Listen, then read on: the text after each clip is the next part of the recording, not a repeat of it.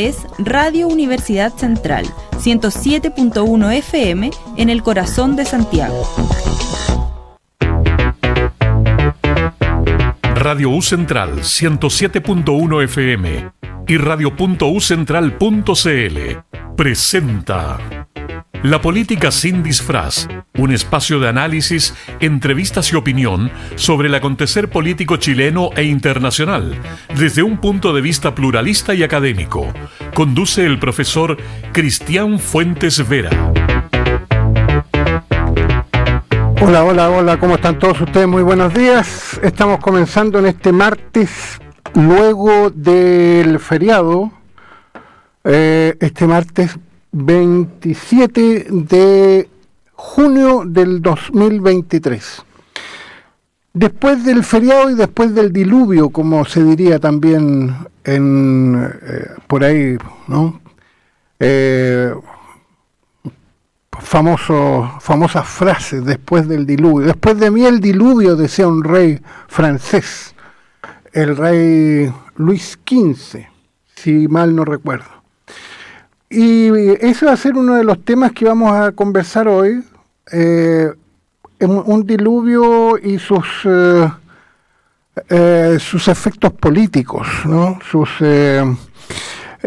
Porque obviamente que la política no tiene nada que ver sí tiene que ver, pero eso sí es que vamos a un nivel un poco más profundo, digamos. Por el momento vamos a decir que el clima, el tiempo no lo dominamos los seres humanos, y por lo tanto lo que tenemos que ver ahí, lo que tenemos que revisar ahí son las reacciones, cómo funcionaron las instituciones, cómo funcionó todo lo que es la planificación de desastres, etcétera. Y eso, por cierto, es político. Si vamos en todo caso a cuestiones más profundas, sí tiene que ver la política en el clima, fíjense ustedes, porque como todos sabemos, nuestro planeta está viviendo una crisis climática muy importante, y esa crisis climática tiene un origen en los seres humanos, ¿no? Tiene un origen antropocéntrico, no es aunque nuestro planeta tiene crisis, ¿no? Tiene crisis periódicas, pero como podemos ver en la historia del planeta, tiene momentos por ejemplo, de glaciaciones, momentos en que bajó la temperatura de manera considerable, tiene otros momentos en que ha subido la temperatura, tiene inviernos que han sido causados por ejemplo, por erupciones volcánicas, en momentos de la historia, ahí la historia humana y la historia del planeta se entrelazan. Esta sería la primera vez donde los efectos del desarrollo, los efectos del modelo de desarrollo humano causa ese grado de deterioro del clima del planeta, o de cambio, de transformación del clima del planeta. Y eso se produce por la combustión de fósiles, de combustibles fósiles, como son el petróleo, como es el carbón, etcétera, que se han ido acumulando durante los últimos 150 o 200 años, y en la actualidad ya eso está significando que el clima del planeta ha aumentado o ha sido afectado por el aumento de la temperatura. Entonces esto sí es causado por el hombre, sí, por lo tanto la política tiene algo que ver con eso. Pero ese es un tema general, ese es un tema del cambio climático, por ejemplo. Nosotros lo hemos conversado antes en este programa. También hemos conversado antes en el programa pasado, por ejemplo, conversamos algo sobre los efectos del tiempo en nuestra ciudad, en la ciudad de Santiago. Recuerden que el tiempo es lo que pasa todos los días, el clima es la condición, digamos, más permanente de los fenómenos atmosféricos. Entonces, lo que decíamos de la crisis global es una crisis del clima. Lo que podemos hablar en el caso de Santiago y del sur de Chile, aunque el sur está más preparado que nosotros para estos eventos de lluvia masiva, también sufrió o ha sufrido una cantidad importante de efectos catastróficos, porque los ríos, los riachuelos y los tranques y todas las acumulaciones de agua posibles se han desbordado. Ha llovido mucho en poco tiempo. Fíjense ustedes que en el caso de Santiago el año pasado llovieron 140 milímetros y para este evento, creo que fue menos, ¿no? Pero para este evento se calculaban 100 milímetros, o sea, 100 milímetros en 3 días. Fue menos, sí. Después vamos a buscar la cifra exacta, pero de todas maneras, o sea, casi lo que llovió un año entero llueve en 3 días. Entonces, efectivamente, una ciudad tiene que estar muy preparada para que no suceda esto. Yo tengo, digamos, y perdón que cuente sobre experiencias mías, digamos, ¿no? Pero en otras ciudades del mundo, por ejemplo, donde he tenido que sufrir una tormenta. En una tormenta llueve mucho en muy poco tiempo. Perfectamente pueden llover 100 milímetros en horas, no en días, como en este caso, el caso que citábamos. Efectivamente la ciudad se inunda, pero rápidamente el agua se va. ¿Cómo? Bueno, porque está, por ejemplo, a orillas del mar o porque está a orillas de ríos importantes, entonces tiene desagües, tiene canales subterráneos entubados, digamos, donde por ahí se escurre el agua. Y en el caso de Santiago tiene esta magnífica construcción del centro de Santiago que se hizo a principios del siglo XX, donde hay una deuda, ¿no? O sea, se contrajo una deuda importante para construir esta infraestructura, pero se acabaron los problemas de inundaciones. Entonces, esa es una respuesta, y es una respuesta en función de una política social, de una política pública, por lo tanto es política, no es política con mayúscula. Entonces, aquí hay... Y además, otro factor que deberíamos tomar en cuenta también es la situación política en la que vivimos. Nosotros estamos en un periodo donde hay muchos cambios, donde hay un problema de legitimidad de las instituciones, de legitimidad de la política en general. O sea, está cuestionada la política. Cuando hablamos de la política con minúscula, hablamos de la política de los partidos. Cuando hablamos de la política con mayúscula, hablamos de lo que tiene que ver en general con la forma de gestionar una sociedad, con la forma de tomar las decisiones, con la forma de solucionar o intentar solucionar los problemas, etcétera, ¿no? Entonces aquí se mezclan las dos. La política institucional está cuestionada y está deslegitimada, y para qué decir los partidos. Entonces, en resumen, ¿por qué hablo de esto? Porque los distintos gobiernos desde unos años a esta parte son duramente cuestionados, hagan lo que hagan y háganlo como lo hagan. Se perdió una suerte. Yo sé que este es un concepto muy, muy usado y que de tanto ser usado se ha desgastado, que es el concepto de consenso. El consenso que había o que hubo desde más o menos la vuelta a la democracia del año 90 hasta el 2010, por ahí, incluso se prolongó un poco en el primer gobierno de Sebastián Piñera, se perdió. Entonces, y sobre todo con el estallido social, que fue una muestra de que ese consenso se había perdido. Ahora yo sé que hay distintas interpretaciones sobre el estallido social, hay visiones más en el sentido, digamos, del cambio necesario, y hay otros más bien de una política que se desentiende de los seres humanos a los cuales debe la política efectivamente responder. Entonces hay visiones diferentes, hay visiones un poquito más ideológicas, un poquito más políticas, y un poco más también de la coyuntura, o sea, una política que no enfrenta los problemas de los ciudadanos y no los resuelve o trata de resolver, es una política que no está representando a quienes los eligen, ¿no? En el caso de los parlamentarios, en el caso de las autoridades. Y es un Estado, como es el Estado chileno, que es un Estado antiguo, pero es un Estado que funciona, pero que funciona también como de manera parcial. Por cierto, en esto, digamos que vale, pero no mucho la comparación, porque hay otros estados, efectivamente, sobre todo en nuestra región, que derechamente no funcionan.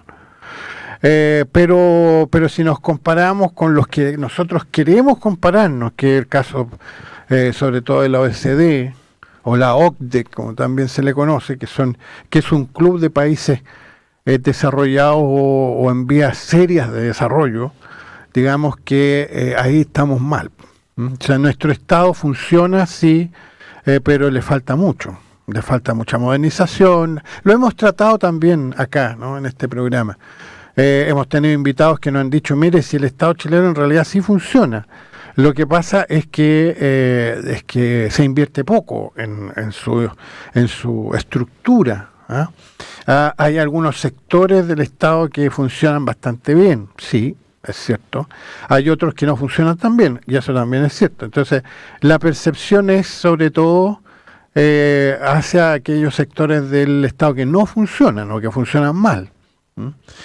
Entonces, bueno, porque la gente obviamente que se fija más en aquello que, en ese servicio que necesita en un momento y que no se le entrega, o que se le entrega, como decía antes, de mala manera, digamos, ¿no? De manera poco eficiente, poco eficaz. Bueno, sí, eso es cierto, pero siempre es, y también se dice que es como un poco echarle la culpa al empedrado, es más fácil, ¿no? Bueno, pero ¿por qué hemos continuado con este tema, con el tema de los efectos del temporal, ¿no? De los efectos de este verdadero diluvio, ¿no? Nuestro país es un país de extremos, digamos, ¿no? Entonces, primero la sequía y después nos estamos ahogando. Entonces, hemos querido seguir con esto, entre otras cosas, porque la coyuntura nos indica ese tema y nos va a seguir indicando eso, y que por lo tanto nosotros tenemos que seguir tratándolo, aunque la segunda parte del programa también vamos a seguir con un tema que tratamos en el programa pasado, porque son, como decía antes, son los temas que la coyuntura nos manda. En todo caso, tengo que saludar a quien nos acompaña en este programa, que es el profesor Ismael Puga. ¿Cómo está, profesor? Muy bien, Cristian, muy bien. Qué bueno. Y decía, hoy día veía las noticias, antes se decía, hoy día leía el diario, sí, ahora se lee el diario, pero se lee en el computador, digamos. Entonces, tomando desayuno, leyendo el diario en el computador, decía, había una lista de los semáforos que no funcionaban. Pues yo decía, pero esto me parece que es como un déjà vu, digamos, ¿no? Un déjà vu, como se pronuncia en francés, un déjà vu. O sea, esto ya lo he vivido antes. Lo mismo las inundaciones, esto yo ya lo he vivido antes. Se salieron los ríos, fíjese. Hace 30 años que esto no pasaba. Bueno, pero si lo comentábamos en el programa del jueves pasado, cuando yo por lo menos era jovencito, y el 82 se salió el Mapocho, yo no había visto nunca el Mapocho así.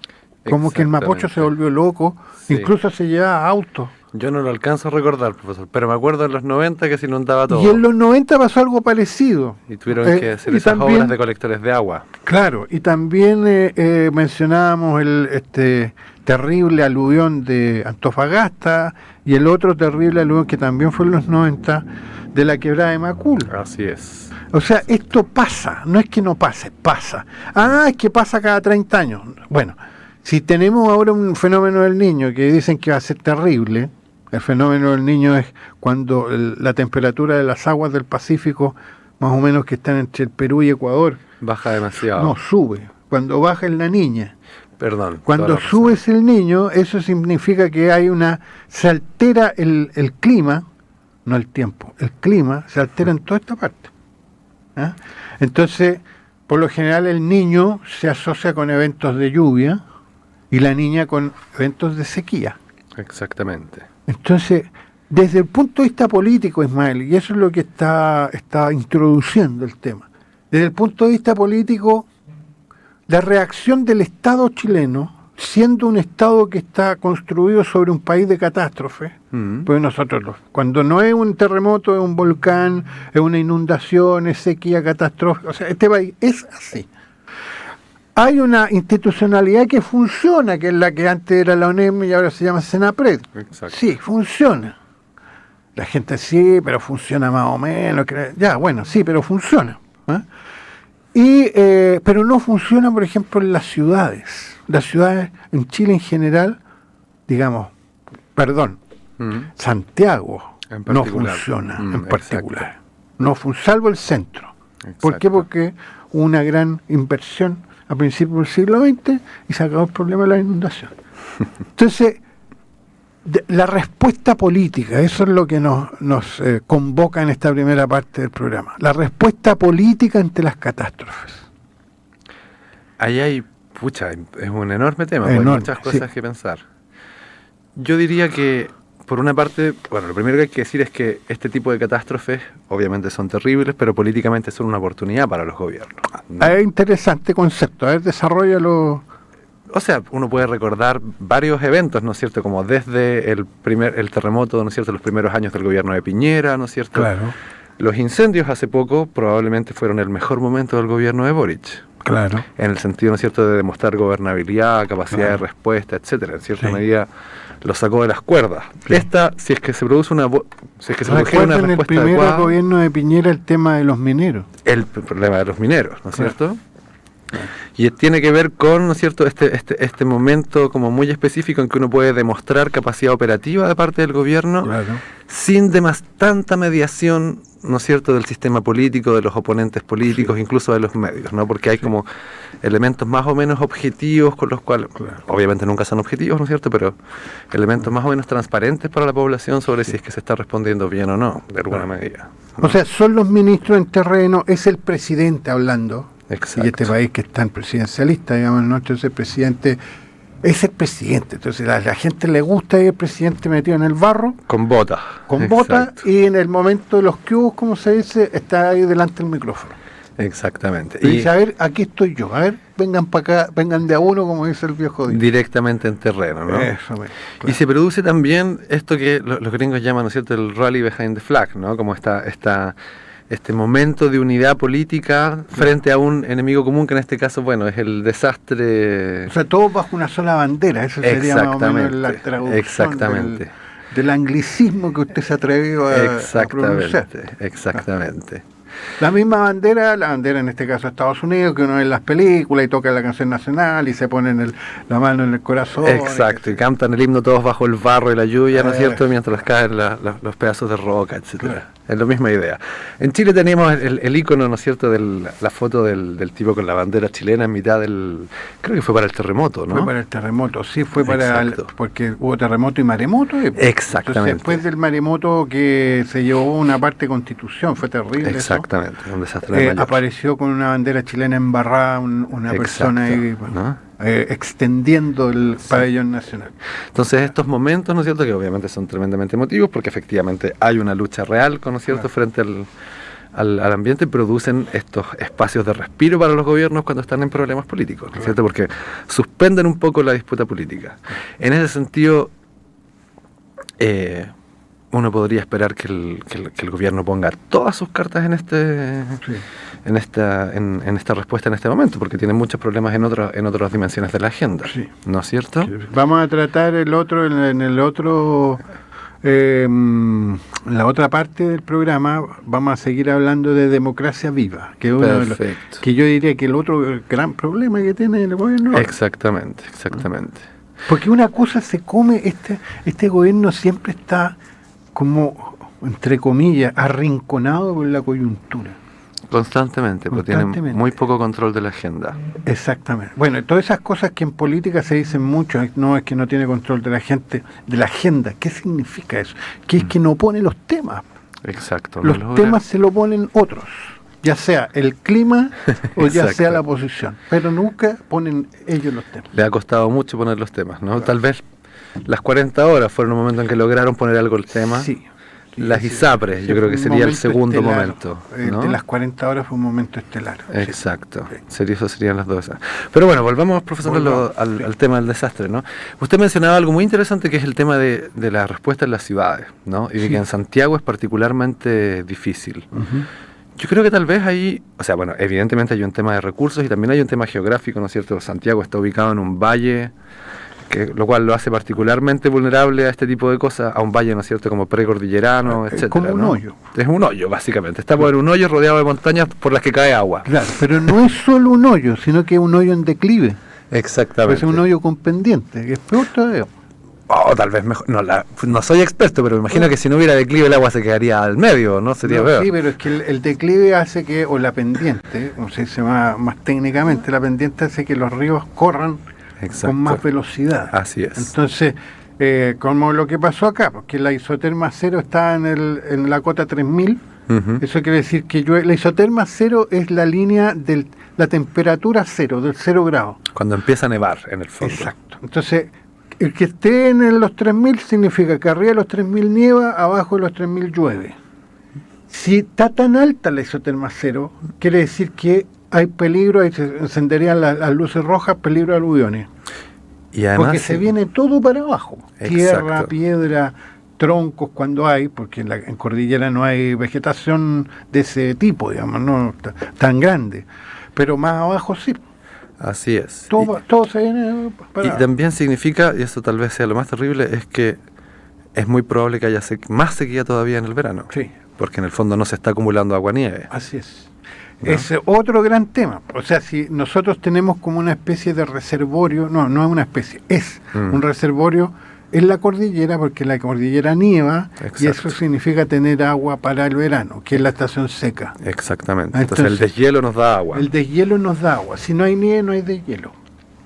Y el agua se está yendo al mar, en el fondo, ¿no? Y el agua se va al mar, exactamente. Lo cual no es estrictamente malo. Ese es otro gran tema. Si aquí salen temas cada rato, Luis, ¿qué podemos hacer?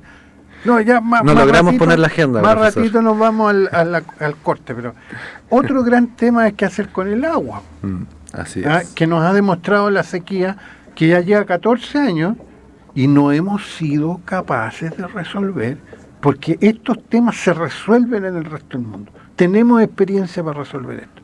Totalmente. Tenemos que cambiar muchas cosas que son difíciles y son largas de cambiar, pero yo diría, bueno, pero lo estamos intentando. No lo estamos intentando. No hay planificación acá. Así es. Cuando uno dice hay sequía y lo más probable es que la sequía se prolongue, uno tiene que empezar a cambiar ciertos hábitos, tiene que introducir ciertas tecnologías y no se ha hecho. Lo que se hizo y demuestra que sí se puede hacer. En el gobierno del presidente Lagos, si usted se acuerda, porque ahí sí que se debe acordar. Ay, me acuerdo, no se el jovencito. En el gobierno del presidente Lagos había un problema grave con la contaminación de las aguas. ¿Se acuerda usted? Sí, bueno, no recuerdo. Entonces llegó ese gobierno que, entre otras cosas, hizo una gran inversión en infraestructura, inversión privada con el tema de las concesiones, etcétera, pero esa inversión se materializó, entonces se empezó a tratar el agua. Y ya hemos llegado a un 99, como no sé cuánto por ciento, que es de país desarrollado, de tratamiento de agua servida. Exacto. Ahí está la planta La Farfana, por ejemplo, acá en Santiago.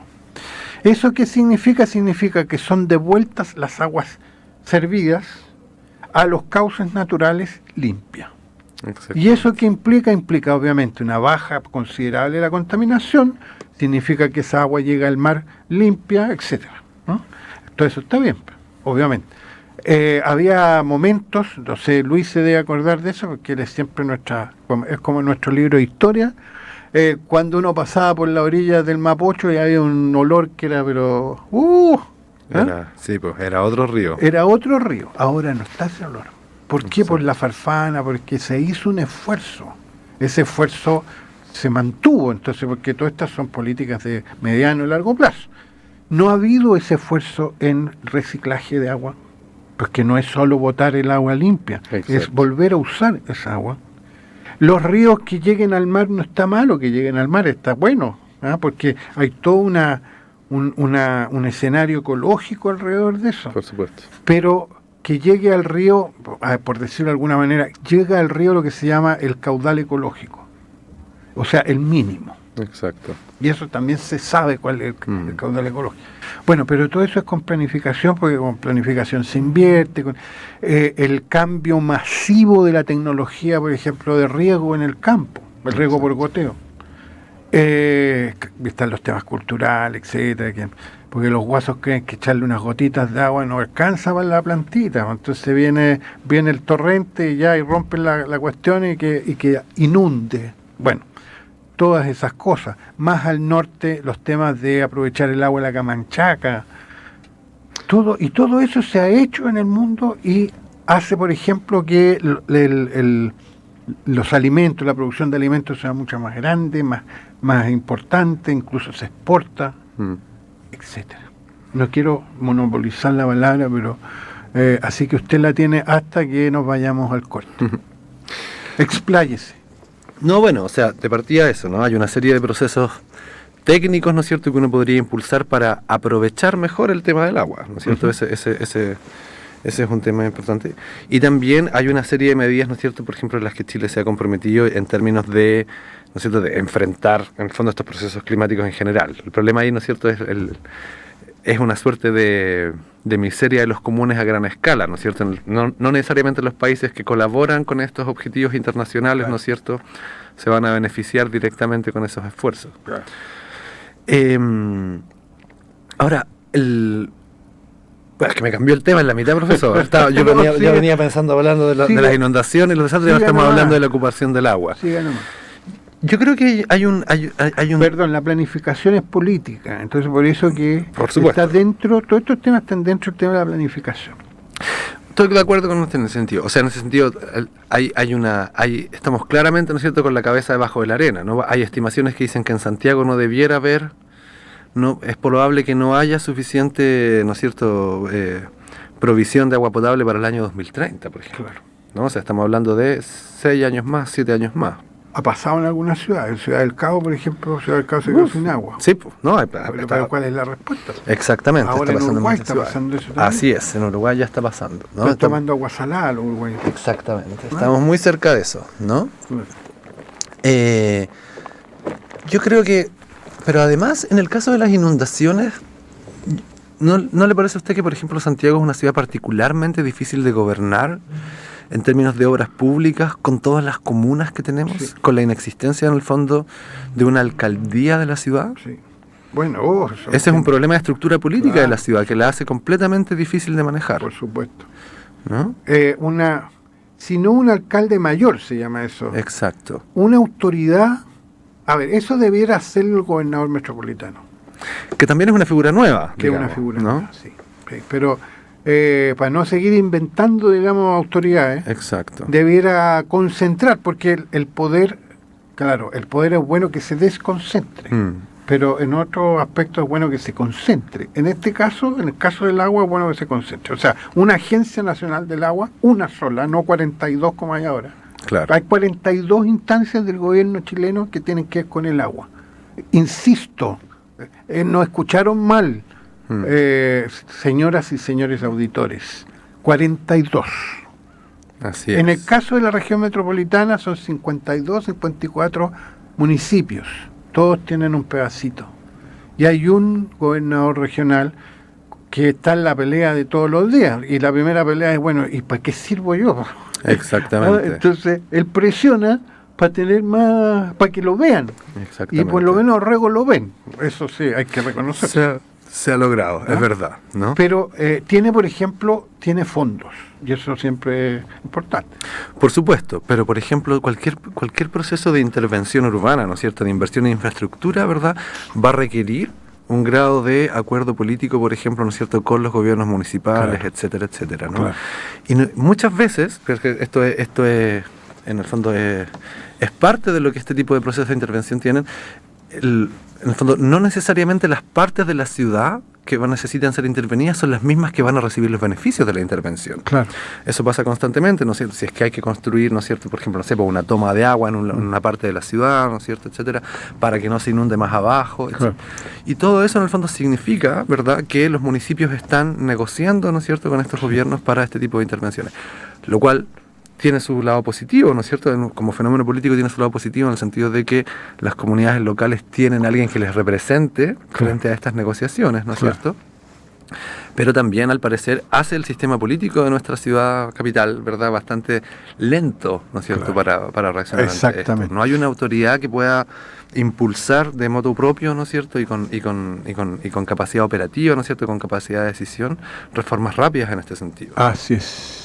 Sí. Y antes de irnos al corte, decir también de que hay lugares donde derechamente no se puede construir. Y no se puede, o sea, no es que el municipio pueda cambiar eso, que como lo hizo, por ejemplo, hace unos años atrás el alcalde de la Florida, ya se ha dicho, yo no estoy inventando nada, digamos, ¿no?, que modificó el plan y permitió construcción en la quebrada de Macul. Así es. Eso simplemente no debiera poderse hacer, nadie puede hacer eso, nadie. Punto. No hay ni un juez, no, está prohibido estrictamente. Y esas cosas no pasan. Bueno, vamos a seguir conversando, obviamente, pero vamos a ir al corte musical con una canción de un grupo argentino que se llamaba GIT, muy famosa esta canción. Representa, yo diría, incluso a una generación, que se llama Es por Amor. Vamos y volvemos. Estamos escuchando La Política sin Disfraz, un espacio de análisis, entrevistas y opinión sobre el acontecer político chileno e internacional, desde un punto de vista pluralista y académico. Estamos de vuelta después de escuchar a GIT o HIT, esta banda de argentinos donde lo más característico es la batería, ¿no? Así es. Estos grupos argentinos, como Soda Stereo, como GIT, y todo eso son de alguna manera tributarios del rock inglés o del pop inglés, ¿no? Pop, sí. Hay mucho de eso en Argentina y también obviamente de los grupos argentinos del pasado, ¿no? Esos que nos gustan a todos porque como son clásicos. El rock and roll argentino. El rock argentino, efectivamente. Bueno, entonces, sigamos, estábamos hablando de las catástrofes y del Estado. ¿Cómo cambiamos el tema? Bueno, insistiendo en eso, en el Estado. El Estado no es... el Estado son instituciones, son procedimientos, son organizaciones con cultura propia, etcétera, etcétera. O sea, el Estado no es... primero, bueno, el Estado es una abstracción, por supuesto, porque el Estado como tal no existe, es una convención, digamos, ¿no? Pero uno ve al Estado o se fija en el Estado dependiendo de lo que tiene que ver uno con el Estado. Entonces, cuando paga impuestos, por ejemplo, ¿quién le paga? El fisco del Estado, ¿no? Exactamente. Cuando uno tiene que, qué sé yo, ahora que llueve, ¿qué pasa? Que su barrio se inundó. ¿A quién mira? Mira al Estado, mira a los municipios, que el municipio también es una expresión también obviamente es parte del Estado, pero mira un poquito más arriba, ¿no? Mira al gobierno, al gobierno que es como la cabeza, digamos, del Estado. Y en el caso de la corrupción, también la corrupción afecta, por cierto, y de manera muy fuerte y muy directa al Estado. Se suele, bueno, esto lo digo yo, no sé usted qué opina, pero siempre que se habla de corrupción, uno se imagina a los empleados públicos, o a lo público, como si lo público se autocorrompiera. Exacto. ¿Se ha fijado? O sea, es como que el funcionario público se mira al espejo y inmediatamente se pasa un billetito. Él mismo se coimea. Es que yo creo que nuestra idea de la corrupción es precisamente esa, ¿no? Es donde debiera primar lo público, está primando lo privado, ¿no? Es como que, claro. Yo sé que no es así, no es lo correcto, pero nos cuesta imaginar la corrupción de los privados, claro. Que en el fondo es, porque encontramos que es normal que los privados, sobre todo las empresas, persigan su propio beneficio. Claro. En cambio, por supuesto, cuando los funcionarios del Estado persiguen su propio beneficio, Sí. está muy claro que está mal. Sí. ¿no? Bueno, un amigo mío argentino, Ujú. que sabe sobre estos temas, me decía, ¿vos sabés lo que es un negociado? Sí, más o menos, no, pero no es lo que tú piensas. Un negociado es un negocio donde te dejaron afuera. ¿Ah? Claro, Entonces, exactamente. como que siempre está allá. La corrupción siempre está allá, no está acá. No, yo no soy corrupto, el otro es corrupto. El privado no es corrupto, el Estado es corrupto. Como decía antes, como si el empleado público se corrompiera a sí mismo, ¿ah? Exactamente. o se autocomprara. Entonces, ¿cuál es el punto acá? Porque estamos obviamente hablando de esto por el último escándalo, que es el de Democracia Viva, como le llamó un articulista de un diario de circulación nacional, como decían antes, para no decir el nombre, decía la democracia vivaracha. No, Exacto. Vivaldi, es la democracia Vivaldi. Lo que pasa es que usa el término vivaracho o vivaracha en el texto.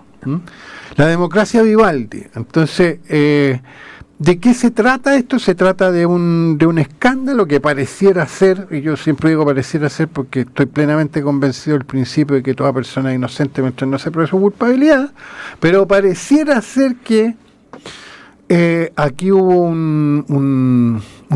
hay una serie de ilícitos, digamos, con respecto a lo que se llama el urbanismo social, que es la relación que tienen distintas fundaciones privadas, las fundaciones son privadas, con el tema de los campamentos, con el tema de la vivienda. Exacto. Y todo eso. Entonces, ¿esto de qué se trata? Se trata de que autoridades que se coluden para desviar a una fundación una cantidad de dinero para hacer algo.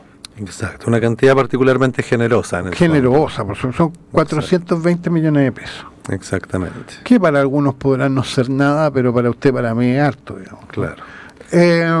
Entonces, eso se hace.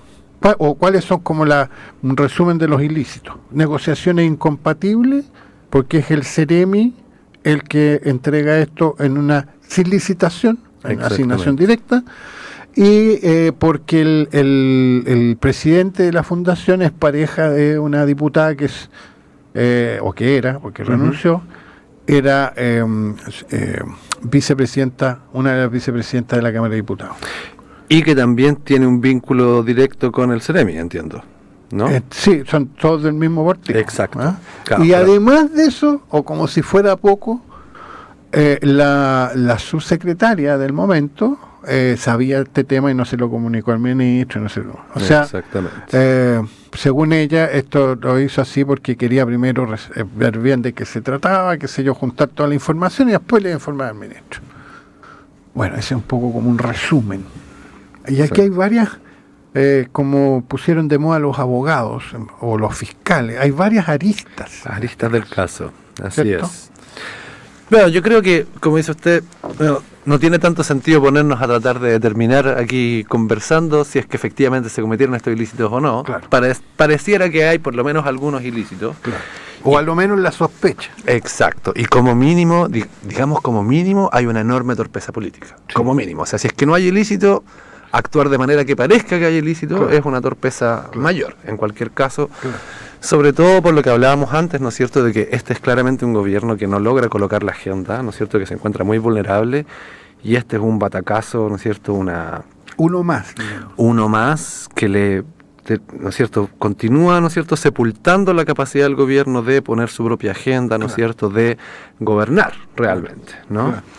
Claro. En ese sentido, si es que las inundaciones ponían una oportunidad para el gobierno, ¿no es cierto?, para fortalecerse políticamente, esto otro, ¿no es cierto?, está... Claro. Justo cuando viene algo que da, para decirlo de alguna forma, que te da la posibilidad de lucirte, Exacto. viene y te pegan en el Exactamente. como en los barcos en la línea de flotación. Exactamente, ¿no? Y la oposición había dicho que por qué el presidente está en la Antártida, qué sé yo, y se había respondido bien a eso, estaba con los 3 comandantes en jefe de las Fuerzas Armadas, esta cuestión se planifica con anticipación, etcétera, pero el presidente presidente volvió. Entonces, 2 días o un día después, estaba ahí con las botas en el barro y todo eso. Bien. Exacto.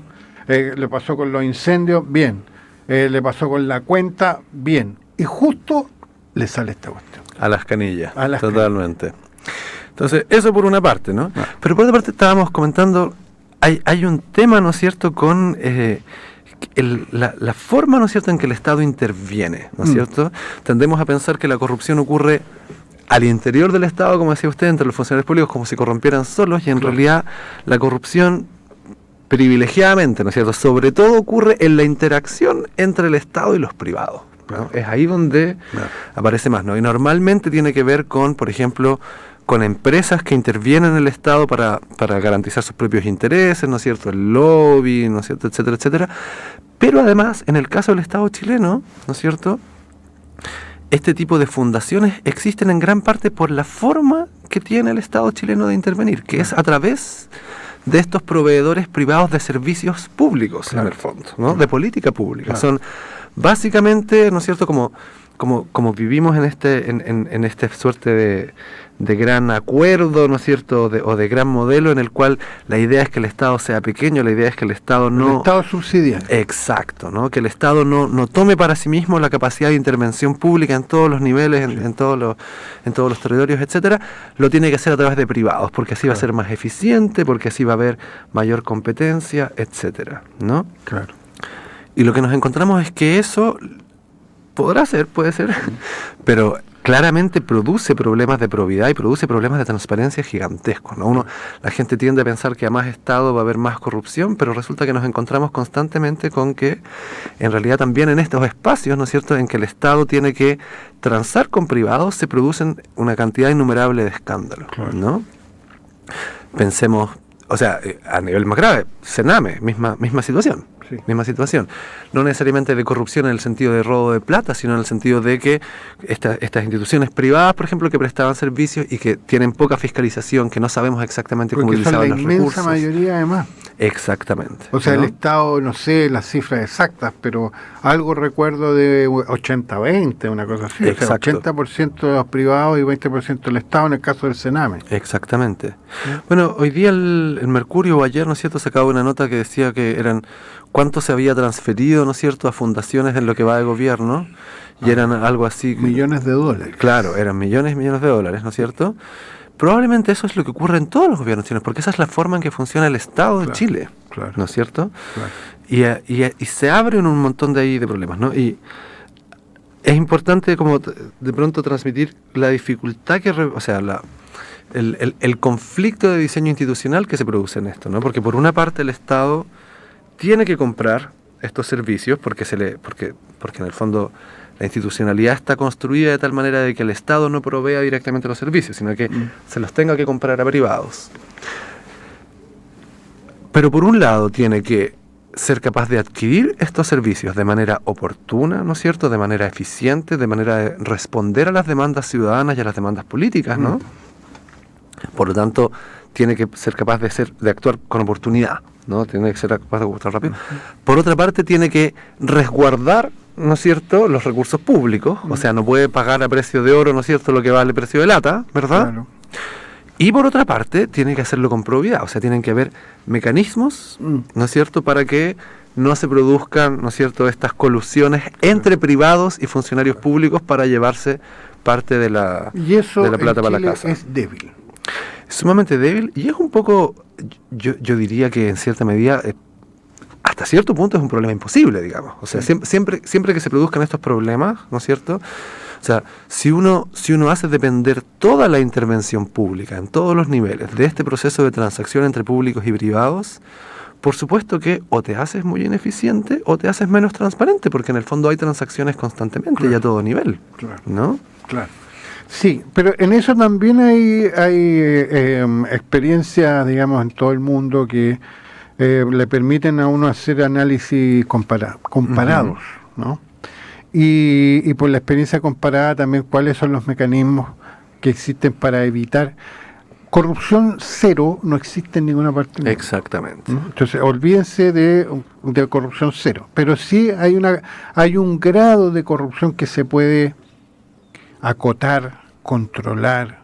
No es que la corrupción sea legítima, es ilegítima y es un delito en cualquier parte y en cualquier circunstancia, ¿no? Claro. O también hay delitos y hay irregularidades administrativas y cosas por el estilo que tampoco son lo mismo, pero bueno, la gente lo mete todo en un mismo saco. Pero no existe la corrupción cero. No. Porque en el fondo producir eso sería tan caro que haría imposible hacer política pública. Entre otras cosas, por ejemplo, un funcionario municipal que gana 1 millón de pesos, si le ofrecen otro 1 millón de pesos mensuales, a lo menos lo va a pensar. Entonces lo que sí puede haber son funcionarios muy bien capacitados y con un muy buen sueldo. Claro, y además necesitas funcionarios que fiscalicen a esos funcionarios de manera adecuada, en el fondo. Sí. Y con aparatos de fiscalización importantes, eficientes, eficaces. Y todo eso es caro. Y todas esas cosas y todo eso es caro. Sí, exactamente. Sí, y nadie, no sé si se ha dado cuenta usted, pero por lo general cuando hay leyes que incluyen aumentar la fiscalización, hay mucho problema, claro, y hay poco acuerdo, entonces ¿para qué le vamos a poner diente al león? Porque el león nos puede también a nosotros morder. Exacto. ¿No? Entonces cuesta. Me acuerdo de toda la polémica que hubo por el CERNAC, ¿se acuerdan? Exactamente. Que decían que al final la ley del CERNAC, el CERNAC no tenía dientes. No tiene dientes. Pues, no, de hecho no tiene dientes, efectivamente. No. Entonces es mucho más, a mí me ha tocado, es mucho más eficiente recurrir a ciertos espacios de prensa. Exactamente. Para arreglar estos problemas. Porque producen más daño inmediato en la práctica. Exactamente. Así bueno, es. Entonces, y todo esto además para hacer más compleja la situación para el gobierno, se mezcla con el discurso, en este caso del Frente Amplio, que es el discurso de la probidad, de la honestidad, de una forma distinta de hacer política, qué sé yo, delante de los viejos de tantos años, los 30 años, los corruptos, etcétera, etcétera. Entonces, ¿qué pasa? Pasa que hay corrupción también en este gobierno. Supuestamente, lo pongo entre comillas porque todavía no se ha comprobado. Entonces, pero la gente dice, ven, si al final los políticos son lo mismo. O sea, en el fondo cuando las personas se ven enfrentadas, ¿no es cierto?, a la administración de este nivel de cantidades de plata, por supuesto que prácticamente cualquier grupo humano, si tú no tienes suficiente fiscalización, si tú no tienes suficiente control, esto va a pasar. Claro, no hay otra forma de hacerlo, ¿no? Exactamente. Entonces, en ese sentido, yo creo que uno se puede preguntar varias cosas. Una, cómo el gobierno va a sortear todo esto, ¿verdad? ¿Qué tanto provecho va a lograr la oposición sacarle? ¿Qué es lo que va a lograr negociar para soltar este hueso, en el fondo, ¿no? Tiendo a pensar que nada. ¿Nada? No tiene por qué negociar la oposición tampoco esto. Claro. Es el problema del gobierno. Exacto. ¿Cómo se resuelven estos temas, entre comillas? Se resuelven con transparencia, se resuelven con rapidez. O sea, todo lo que se tienen que ir se van. Con decisión. Y se van ya al tiro. Exacto. Con decisión, mire, es que yo no, pero es responsable políticamente, así que chao, para afuera. Exacto, no hay tiempo para hacer una investigación profunda antes de tomar medidas. Y transparencia, vayan y hagan lo que quieran, entonces eso va bajando la tensión en la opinión pública y los medios se van alejando porque ya no es noticia. Exactamente. O sea, esa es la receta. Cortar por lo sano. Cortar por lo sano, exactamente. ¿No? Y dejarse también y es una cosa que le cuesta también a este gobierno, dejarse de hacer declaraciones públicas que no tienen mucho sentido. En este caso, el del presidente del Partido Revolución Democrática, que es una serie de declaraciones que yo creo que fueron absolutamente contraproducentes. Entonces, porque también se trata... Cuando uno ve que el barco se está hundiendo, quiere salvar, qué sé yo, a la familia, a los amigos, eso también es natural, pero en este caso, una vez que explotó, lo único que queda es cortar por lo sano. Y lo más rápido posible. Salvar el buque grande, en el fondo. Claro, no es salvar los muebles, es salvar la casa. Exactamente. Entonces, a veces tratando de salvar los muebles, resulta que se quema la casa. Exactamente. O sea, no a veces, siempre, porque uno entra aquí. Bueno, ya no me voy a... Pero estaba pensando en la imagen, ¿no? Salvar los muebles. Sí. Pero que primero hay que tratar de salvar la casa. Totalmente. Y el otro tema que yo creo que es muy interesante en este caso es de pronto poner en discusión, ¿no?, esta idea de que la subsidiariedad, ¿no es cierto?, de la colaboración público-privada como una forma de solucionar la ineficiencia del Estado, la poca transparencia del Estado, La verdad es que constantemente nos encontramos con la evidencia de que es al contrario. Estoy ¿no es de acuerdo cierto? con usted. ¿No? Eso para no meternos en el fondo, porque en el fondo hay opiniones distintas, la colaboración público-privada, ya, si uno dice sí, vale, es buena, ¿no? Pero tiene que tener, por ejemplo, un marco legal muy claro y muy estricto. Totalmente. Muy estricto. Entonces, ya no queda tiempo, pero yo recuerdo, alguna vez he estado, digamos, he trabajado en un servicio público de esta cuestión de las famosas licitaciones. Una licitación se demora. Entonces hay ciertos problemas que uno tiene que resolver rápido. Para eso son las asignaciones directas. Exactamente. O sea, lo primero que uno podría pensar es eliminemos las asignaciones directas. Pero entonces el Estado se queda sin capacidad de responder para un montón de cosas. Claro, o sea, se demora meses en la licitación. Exactamente. Bueno, nos tenemos que quedar acá, Ismael, porque ya se nos está terminando el tiempo de este programa. Muy interesante, como siempre. Muy entretenido. Nos queda un tema pendiente, yo creo, ahí. Sí, no, Interesante queda harto pendiente, sí, es un gran tema. Nos vamos a ir con un tema el gran grupo argentino, ya que estamos en esa onda, que es el autor de la característica de este programa, para que usted sepa, que se llamaba Virus. Ah, perfecto. ¿Te acuerdas de Virus? Sí, por supuesto, me acuerdo de Virus. Bueno, nos vamos a ir con otro tema, no con la característica de este programa, que también es muy conocido, que se llama Pronta Entrega. Pronta Entrega el próximo jueves, el último programa del mes. Y nos vemos en esa ocasión. Y muchas gracias, Ismael, de nuevo. Muchas gracias, gracias a quienes nos escucharon. Chao, chao. Chao, chao.